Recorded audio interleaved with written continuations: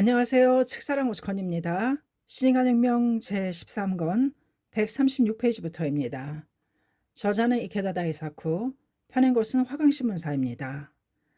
야마토 신시는 이튿날 9월 14일 오전에 아사히카의 회관을 방문한 뒤 오후 열차로 아사히카와를 출발하여 와카나이로 향했다. 신시의 와카나이 방문은 현지 동지와 약속 때문이었다. 와카나이의 지부가 탄생한 것은 1962년 8월이었다. 와카나이의 초대 지부장이었던 사지 히데조는 도쿄에서 열린 지부장회와 하계 강습회 등이 있을 때 신치를 만나면 언제나 이렇게 말했다. 선생님, 와카나이에 와주십시오. 기다리고 있겠습니다. 신치도 일본의 최북단 도시인 와카나이를 꼭 방문하여 힘껏 동지를 격려하고 싶었다. 그러나 홋카이도에는 여러 번 갔지만 와카나이까지 갈 시간은 좀처럼 나지 않았다. 신씨는 무척 안타까웠다. 지난해 8월 신씨는 아사히카와에서 열린 기념 촬영에 참석했을 때 와카나이에서 참석한 사지와 이야기를 나누었다. 사지는 이미 67세가 되었다. 더군다나 결핵으로 입원 중이었다. 그래도 그 기념 촬영회에는 어떻게든 참석하려고 병원에서 외박 허가를 받아 아픈 가슴을 누르면서 아사히카와까지 온 것이었다. 사지의 볼은 홀쭉해지고 몸도 무척 수척했다. 그런 그가 있는 힘을 다해 호소하는 것이었다. 선생님, 부탁이 있습니다. 꼭 와카나이에 와주십시오. 모두 기다리고 있습니다. 사지는 이 한마디를 신이치에게 하고 싶어 병을 무릅쓰고 여기까지 온 것이었다. 와카나이를 사랑하고 동지를 생각하는 사지의 깊은 심정이 아플 정도로 신이치의 가슴을 울렸다. 알았습니다. 약속합니다. 꼭 와카나이를 방문하겠습니다. 그 대신 사지 씨도 그때까지 꼭 완쾌해야 합니다. 약속입니다. 이후 신이치는 사지가 하루라도 빨리 회복하기를 계속 기원했다. 의사는 사지에게 완쾌까지 2년은 걸린다고 말했지만 사지는 신이치와 한 약속을 지키려고 필사적으로 창제했다. 그러자 병은 눈에 띄게 차도가 있었고 예상보다 일찍 퇴원하게 되었다. 그 보고를 들은 신이치는 와카나이 방문을 실현하기로 결의하고 무리하게 일정을 짜서 방문 계획을 세웠다. 당시 아사히카와에서 와카나이로 가려면 오토이 네프루에서 서쪽 동해 쪽으로 북상하는 소야 본선을 타거나 동쪽에 오츠크해 쪽으로 가는 템포 쿠션을 타야 했다. 신이치가 탄 템포 쿠션의 급행이었다. 와카나이에서는 지도회가 예정되어 있었지만 사포로와 아사히카와에서도 대표 간부가 참석하기로 되어 있어 열차 한 량을 전세로 빌렸다. 차창 밖에는 노란색과 빨간색으로 물들기 시작한 평원이 끝없이 펼쳐져 있었다. 열차는 그 아름다운 대지를 덜그럭 소리를 내며 달렸다. 1968년은 홋카이도의 개척사가 설치된 지 약 100주년이 되는 해다. 신시는 이 광막한 황무지를 개척했던 선인들의 노고를 언제나 생각했다. 추위, 기아와 싸워야 하는 개간 작업, 수학의 길은 멀고 실패 연속이었음에 틀림없다. 희망은 실망으로 바뀌고 절망의 구렁텅이를 얼마나 헤맸던가. 그러나 그들은 지지 않았다. 그때마다 일어설 수 없을 정도로 자신에게 고통을 주는 이 얼어붙은 대지에 손을 짚고 완강히 버티며 일어섰다. 그리고 혼신의 힘을 쥐어짜내며 개간을 계속했다. 끊임없는 도전을 거듭했다. 날이면 날마다 부모에게서 자식에게 그리고 손자에게로 그러기를 100년 홋카이도는 아름다운 황금의 땅이 되었다. 신이치의 눈에는 개척자들의 고투가 강포의 길을 개척해온 동지들의 분투와 겹쳐 보였다. 광선유포라는 성읍의 개척 또한 시련의 눈보라 속에 돌진하는 끊임없이 도전을 계속해야 가능하다. 그리고 부모에게서 자식에게 그리고 손자에게로라는 정신과 감투정신의 계승이 있을 때 그 성취가 있다. 이 북쪽 대지를 향기로운 행복의 꽃으로 가득한 광포의 황금성으로 만들자. 그러기 위한 포석을 만드는 것이다. 그렇게 생각하자 신이치의 가슴은 고동쳤다. 와카나이까지는 5시간 정도 걸렸다. 평소 이야기할 기회가 적었던 홋카이도 간부와 간담하기에는 절호의 기회였다. 신실은 주요 간부와 잇따라 대화했다. 지도와 격려를 보내는 유익한 대화 시간은 순식간에 지나갔다. 신씨가 손목시계를 보니 오후 5시 30분에 가까웠다. 당초 예정으로는 이미 도착했을 시간이다. 열차가 늦어지는 모양이다. 그때 불타는 듯한 저녁 노을에 감싸여 우뚝 솟은 리시리우지 산의 웅장한 모습이 보였다. 자, 모두 보세요. 신씨가 말하자 여기저기서 탄성이 쏟아졌다. 황금빛이 여러 줄로 흐르는 붉은 하늘 아래로 리시리후이 산의 보라색 실루엣을 선명하게 드러났다. 정말 아름답고 장엄한 저녁 노을이었다. 그것은 한 폭의 명화와 같았다. 그 광경은 체북단의 혹독한 환경 속에서 오로지 광선유포의 대도를 열어온 와카나이 동지의 승리를 상징하는 것이라고 신이치는 생각했다. 열차는 정각보다 16분 늦은 5시 44분 와카나이역에 도착했다. 신이치는 와카나이 총지부의 지도회가 열리는 체육관으로 발걸음을 재촉했다. 회합 장소 입구에는 사지 히데주가 기다리고 있었다. 사지 씨, 약속대로 왔습니다. 건강해져서 정말 기쁩니다. 신씨가 내민 손을 사지는 두 손으로 굳게 잡았다. 선생님, 사지는 말문이 막혀 더 이상 말을 이을 수 없었다. 두 눈에는 눈물이 흐르고 있었다. 회합 장소인 체육관은 참가자들로 가득 찼으며 주위에도 사람들이 넘쳤다. 체육관은 꽤 낡았다. 그러나 기둥과 벽을 보니 정성 들여 손질했다는 것을 알 수 있었다. 신씨는 동지들의 진심 어린 마음에 합장하는 심정으로 안으로 들어갔다. 환성이 터졌다. 무대 위에는 영광이라는 커다란 글자가, 뒤쪽에는 붓으로 쓴 선생님 어서 오십시오. 북쪽 끝까지 와주셔서 감사합니다 라는 플래카드가 걸려 있었다. 그것은 와카나이 전 동지의 마음이었음에 틀림없다. 신씨는 가슴에서 뜨거운 것이 복받쳐 오르는 것을 느꼈다. 단상에 선 신이치는 참가자를 향해 깊이 머리를 숙여 정중하게 인사했다.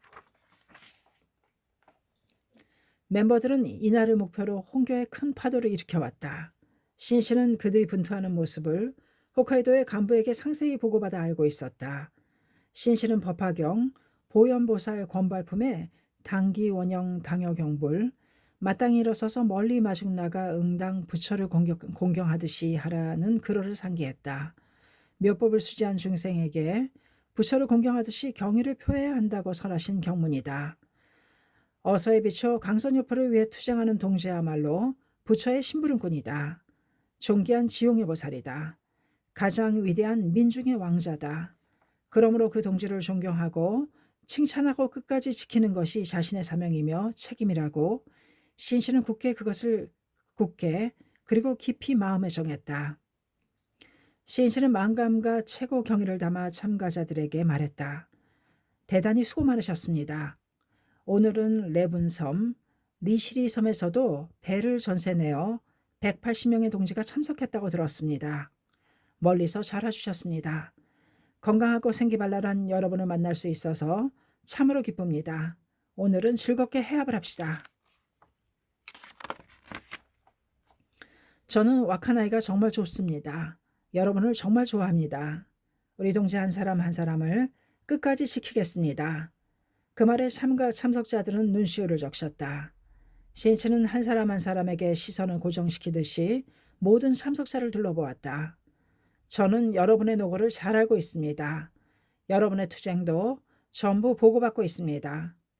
정말로 잘 싸웠습니다. 여러분은 승리했습니다. 대승리했습니다. 오늘은 먼저 그것을 선언해 두겠습니다.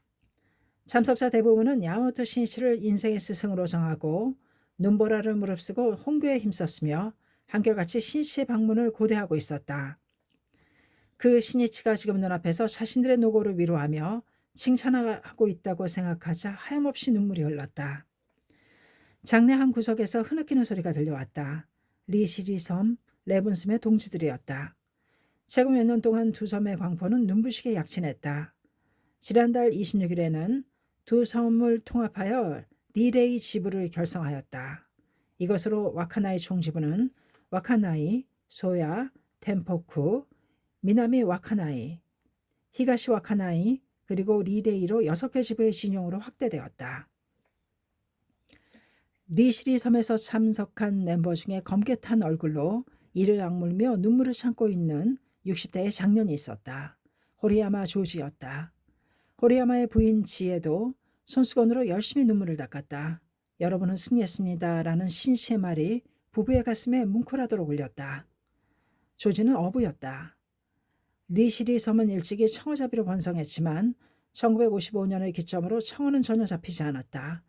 흉어가 계속되자 조지는 화투노름에 빠져 재산을 날리고 빚까지 졌다.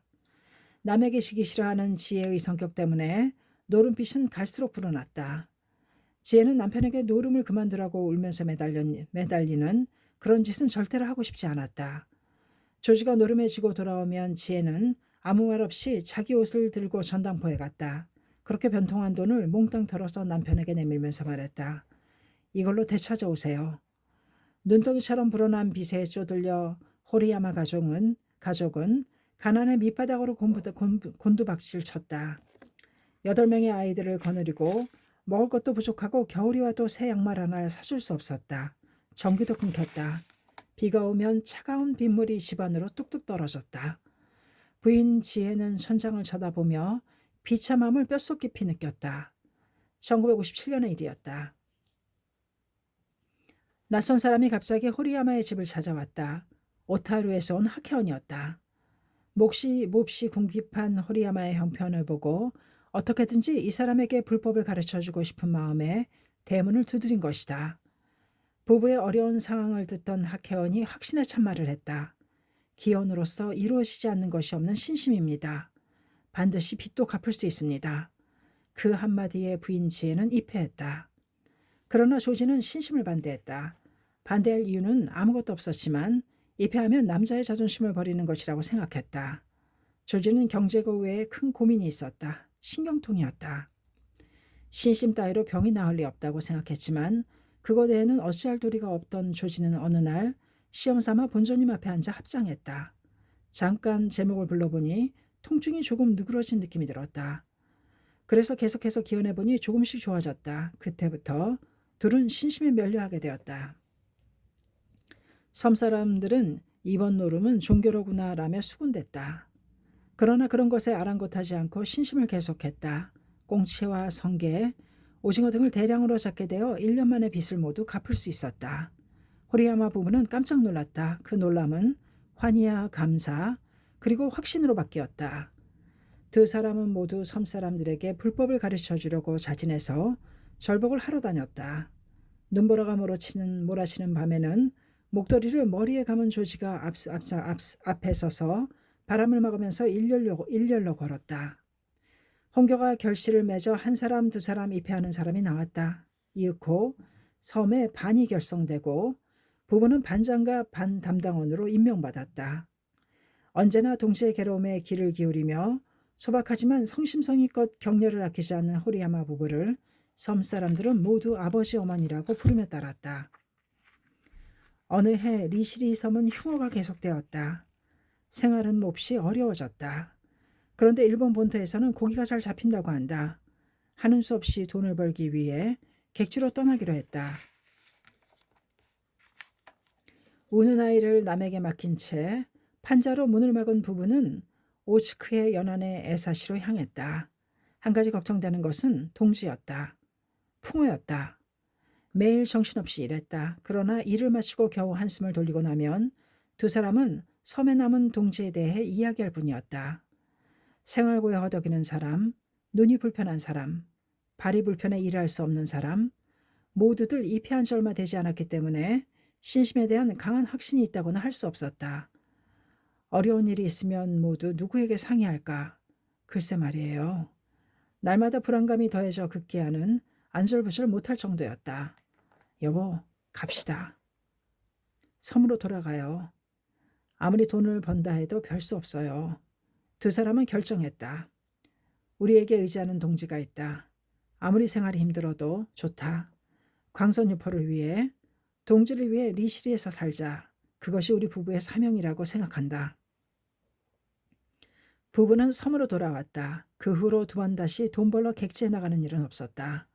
흉어가 계속되면 겨우 목숨만 연명하는 비참한 생활을 하게 된다. 할 수 없이 어머니, 지혜는 분유 수거원 일을 하여 얼마 안 되는 돈을 벌어 생계를 유지했다. 그런 어머니가 신심 이야기를 꺼내면 이런 말을 들었다. 대체 그 신심이란 뭐가 좋다는 건가요? 당신의 그런 모습은 뭔가요? 어머니는 쾌활하게 웃으면서 대답했다. 당신은 사람을 외모로밖에 보지 못하는군요. 그러면 언제까지나 인간의 진실을 볼 수 없으며 이 신심의 위대함도 알 수 없어요. 어머니는 강하고 또 강하게 결의하였다. 무슨 말을 들어도 나는 모두에게 불법을 가르쳐서 리시리를 행복의 낙원으로 만들겠다. 동지를 위해, 섬을 위해 이것이 호리야마 부부가 사는 보람이었고 활동의 원동력이었다. 고통에 오는 사람이 있다고 들으면 언제 어디라도 달려가 함께 울고 끌어안으며 격려의 말을 건넸다. 또 어려움을 극복한 동지가 있으면 손을 맞잡고 함께 기뻐했다. 두 사람은 가난하고 평범한 서민이었다.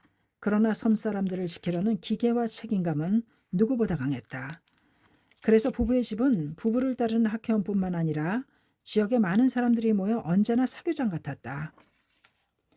어머니는 식사 시간에 온 손님에게는 반드시 식사하고 가세요라고 말했다. 음식이 부족할 때는 자신은 먹지 않고 웃는 얼굴로 모두에게 대접했다. 사람들의 행복을 바라는 일념이 자상하게 남을 돌보는 모습으로 나타났다. 어쨌든 호리야마 부부가 입회한 지 11년, 부부를 비롯한 초창기 동지들의 목숨을 건 고트로 리시리 섬에도 반석 같은 지역 강포의 기반이 만들어졌다. 화려한 무대에 서는 일은 없어도 묵묵히 헌신해 주시는 이름 없는 무관의 동지야말로 학회의 최고 공로자다. 그러므로 나는 그분들을 지키고 칭찬하며 평생을 바치겠다. 그것이 바로 야마모토 신시의 결의였다. 그가 일부러 와카나이에 온 것도 그러한 동지 한 사람 한 사람을 온 정성을 다해 격려하고 감토를 위로하고 싶었기 때문이다. 와카나이 총지부 시도회는 오후 6시에 시작되었다. 먼저 홋카이도의 간부인 미야기 마사하루 총무가 인사했다. 여러분, 기다리던 야마모토 선생님을 드디어 와카나이에 모셨습니다. 이렇게 말하고 나자 미야기는 말문이 막혔다. 감격의 눈물을 억누를 수 없었다. 터질 듯한 박수소리가 울려 퍼졌다. 이제는 말할 필요 없었다. 모두 똑같은 마음이었기 때문이다.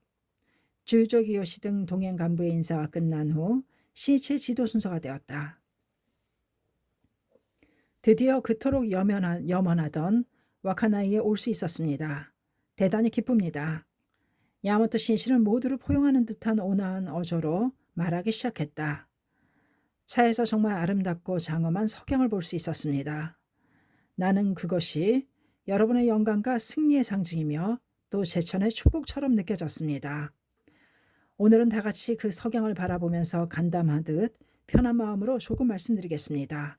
그리고 신시는 5항목의 지침을 제시했다. 첫째, 자신감을 가져라. 그리고 태전하지 마라. 둘째, 모두 사이좋게 전진하기 바란다.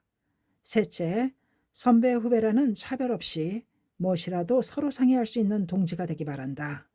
넷째, 와카나이가 일본 최초의 광선 유포를 달성하기 바란다. 다섯째, 이 와카나이 땅에서 일본 그리고 세계의 위인을 속속 배출하기 바란다.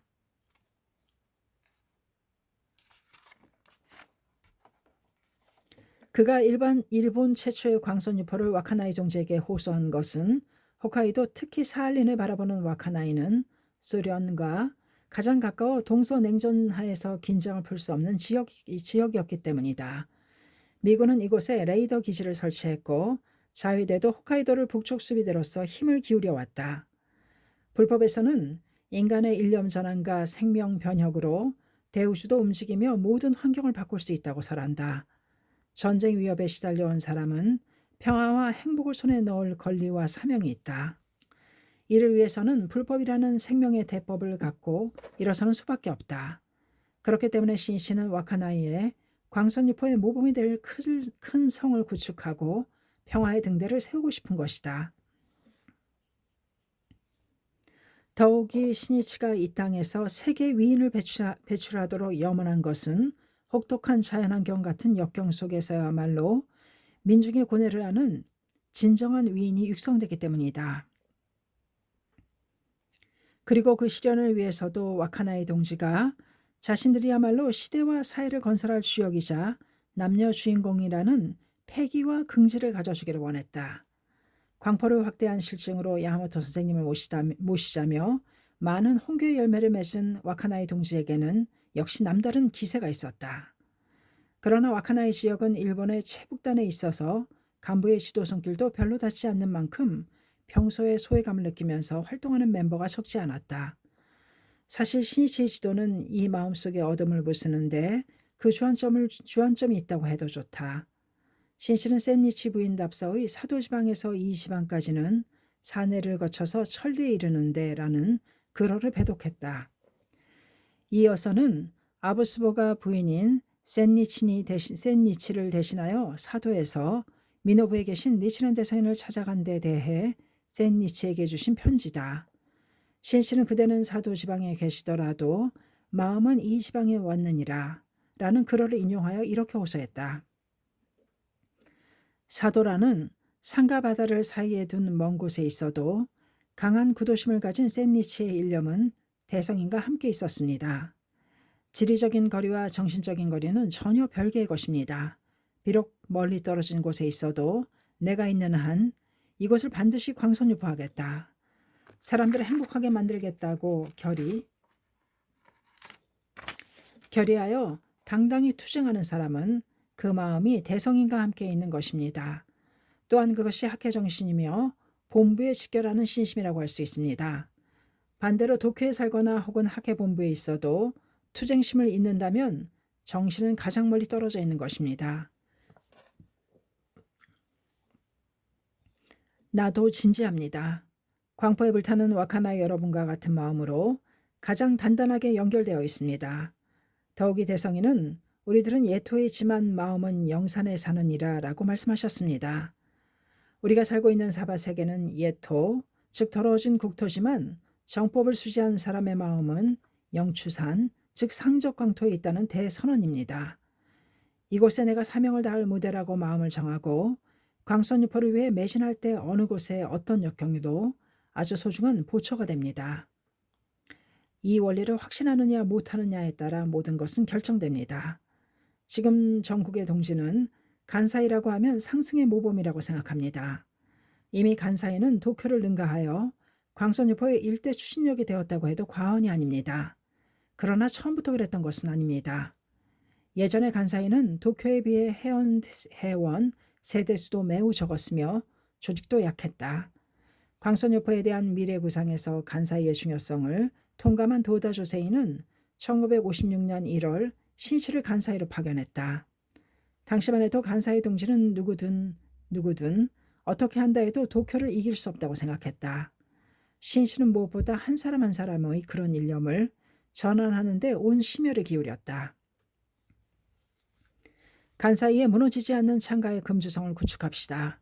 일본 제1이며 모범적인 대법전을 전개합시다. 신씨라는 젊은 리더의 홍가 접하여 간사이 동지의 마음이 일변했다. 우리야말로 광포의 주역이다. 간사이야말로 광포 투쟁의 본거지다. 그리하여 모두 사자분신의 투사가 되었다.